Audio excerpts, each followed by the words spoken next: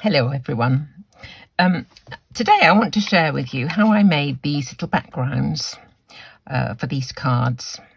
A bit of an experiment. I was playing around with some white embossing powder onto a piece of vellum. I like vellum. You can get some fabulous effects. But the problem with vellum is how you attach it to a card, particularly for something that's kind of a background, because any adhesive that you use will show through. Some less than others, I have to say, but they will show through. So I very often like to put them behind something so that whatever is adhering it to the card base can't be seen. So there's a couple of cards here. And for it, I used this large background stamp from Simon Says Stamp. It's a beautiful, beautiful stamp, very detailed, intricate veining on the leaves. It is really lovely. You can see a bit of twinkle there as well. Don't know what that's come from. There we go. And these are great. These are Lawn Fawn chamois. They're really great for cleaning stamps off. Anyway, so there's my stamp, and I'm going to just ink it with the normal way, ink it with Versamark, quick bit of anti-static on the vellum, ink it with Versamark, and then emboss with the opaque bright white embossing powder. I don't need to ink the whole stamp because the piece of vellum I've cut is a bit narrow. That's the side I use my embossing body on, so that is the side I will put down onto the stamp.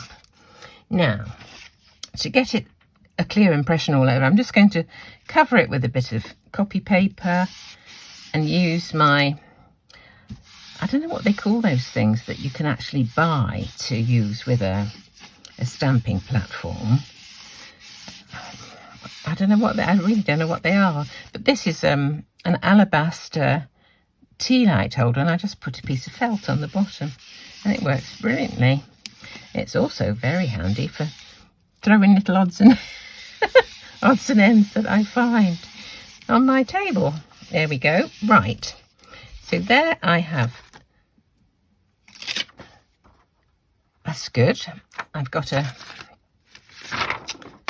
good impression. Now I'm going to put on some embossing powder,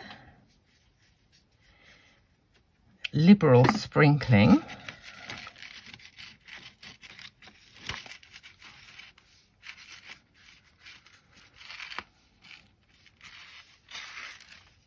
there we go. I think that's pretty well covered. I'll just pop the rest back into the pot. There we are. Put on the lid before I knock it for 6. And now I'm going to heat this up. I'm just going to put my heat gun on just for a minute away from the paper, just because if it's warmer, it doesn't warp as much when you first do it.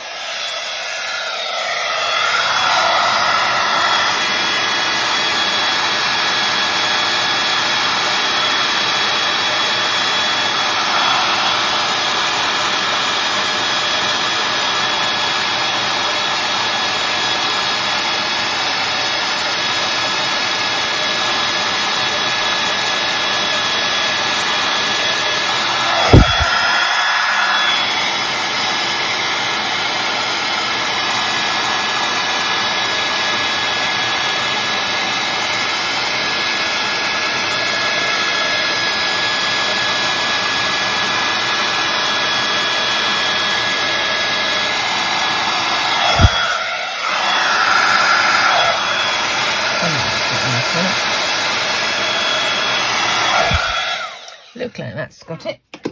Right, so there's a lovely, lovely impression. You can see that. Beautiful. Simon Says Stamp. Now what I'm going to do is this. Here I've got this is a Stampin' Up old ink pad. Lucky Limeade this is. I'm just going to ink up the stamp again with Lucky Limeade. I'm not going to bother cleaning it off. There's not much Versamark left on this bit anyway.